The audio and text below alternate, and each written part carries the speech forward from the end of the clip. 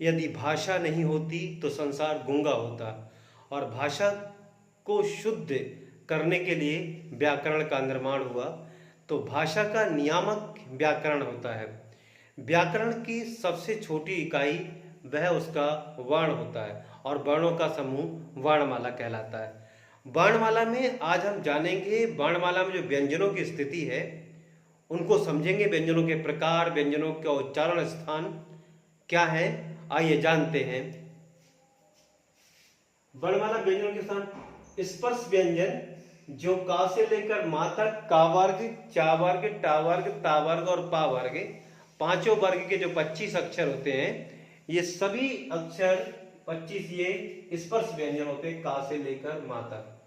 अंतस्थ व्यंजन होते हैं, ये या, र, ल, व, ये चारों जो व्यंजन है वो अंतस्थ कहलाते हैं।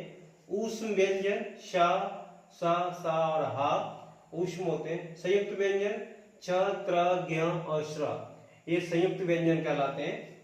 उसके बाद उत्क्षिप्त व्यंजन होते हैं अड़ा और ढा, जैसे पेड़, सड़क, और ढा मतलब पढ़ाई, चढ़ाई, ये अड़ा और ढा, ये जो व्यंजन है उत्क्षिप्त व्यंजन कहलाते हैं। अर्धस्वर, कुछ दो ऐसे व्यंजन भी हैं जो अर्धस्वर कहलाते हैं, वो या और वा और या दोनों अर्धस्वर कहलाते हैं। व्यंजन होके भी अर्धस्वर कहते हैं इन्हें। लुंठित रा है, पार्श्विक ला है, और नुक्ता मतलब जो आगत ध्वनियां है उर्दू फारसी से आई है उसके नीचे, ये जो नीचे बिंदी लगाते हैं इसको नुक्ता कहते हैं। घोष, घोष का मतलब होता है जब हम व्यंजनों का उच्चारण करते हैं, व्यंजनों या सुरों का, तो हमारी स्वर तंत्रियों में यहाँ पर कंपन होता है। जो कंपन होता है उसे घोष कहते हैं। तो जिन वर्णों, जिन अक्षरों के उच्चारण में कंपन होता है वे घोष ध्वनियां, जिनमें कंपन नहीं होता है वे अघोष ध्वनियां।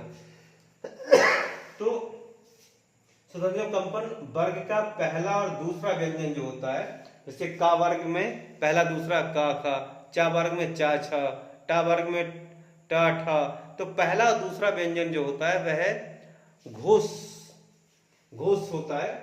स्वतंत्रियों में कंपन होता है इनके बोलने से। और अंतस्थ व्यंजन जो होते हैं वे भी घोष होते हैं, और हा, ये घोष ध्वनियां है। उसके अलावा अघोष में, जिसमें कंपन, हमारे स्वतंत्रियों में कंपन नहीं होता है उच्चारण करते समय व्यंजनों में, उसमें वर्ग का तीसरा, चौथा और पांचवा व्यंजन, जो वर्ग जैसे चा वर्ग है, चा वर्ग के आखिरी तीन, का वर्ग के आखिरी तीन अक्षर, इस तरह से। तो आखिरी तीन जो होते हैं, तीसरा, चौथा, पांचवा व्यंजन, उसमें अघोष कहते हैं। और शा, तीनों शा जो है ये भी अघोष ध्वनियां है।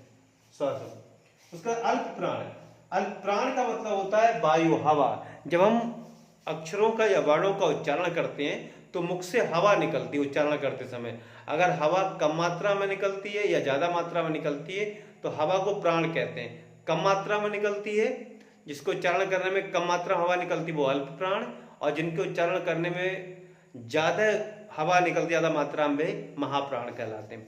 तो अल्प प्राण ध्वनियां ये उच्चारण में कम हवा निकलती है, जैसे वर्ग का पहला, तीसरा और पांचवा वर्ण जो होता है, जैसे का वर्ग का पहला का, पहला, तीसरा और पांचवा वर्ण, हर वर्ग का का, चा, टा, ता, पा वर्ग सभी का पहला, तीसरा, पांचवा अल्प, जो अल्प प्राण है। और फिर जो अंतस्थ ध्वनियां हैं वो भी अल्प प्राण में आती हैं। उस प्रकार से महाप्राण, जो उच्चारण करने में ज्यादा हवा जो बाहर आती है वो महाप्राण। इसमें दूसरा और चौथे वर्ग का दूसरा और चौथा जो वर्ण होता है, अक्षर, वह होता है महाप्राण। उसमें इसमें जो ऊष्म व्यंजन जो होते हैं वो सब महाप्राण में आते हैं इसमें। तो ऊष्म व्यंजन महाप्राण में और अंतस्थ व्यंजन अल्प प्राण में आते हैं। इस प्रकार हमने जाना ये जो व्यंजनों के प्रकार थे, उनके उच्चारण के स्थान के हिसाब से उनको समझा। अब समझते हैं उच्चारण, जो मुख में कौन सी, किस स्थान से कौन सा जो व्यंजन है उच्चारित किया जाता है। कंठ से का वर्ग उच्चारण होता है व्यंजन, और हावी कंठ से उच्चारण होता है।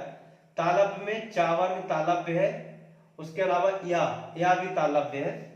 मूर्धन्य में टा वर्ग मूर्धन्य है, और शा, अड़ा और ढा ये उच्छिष्ट व्यंजन जो होते हैं, और शा ये भी मूर्धन्य है, शा षटकोण वाला शा ये भी व्यंजन है, मूर्धन्य है, और टा वर्ग है, दंत है, ता वर्ग दंत है, होस्ट पा वर्ग, होठ से बोला पा फा वा भा ये होठ से, वर्तस्य, वर्तस्य मतलब इसमें रा ला और सा से सपेरा ये भी आप इससे बोला जाता है, और दंतोष्ट वा दंतोष्ट है।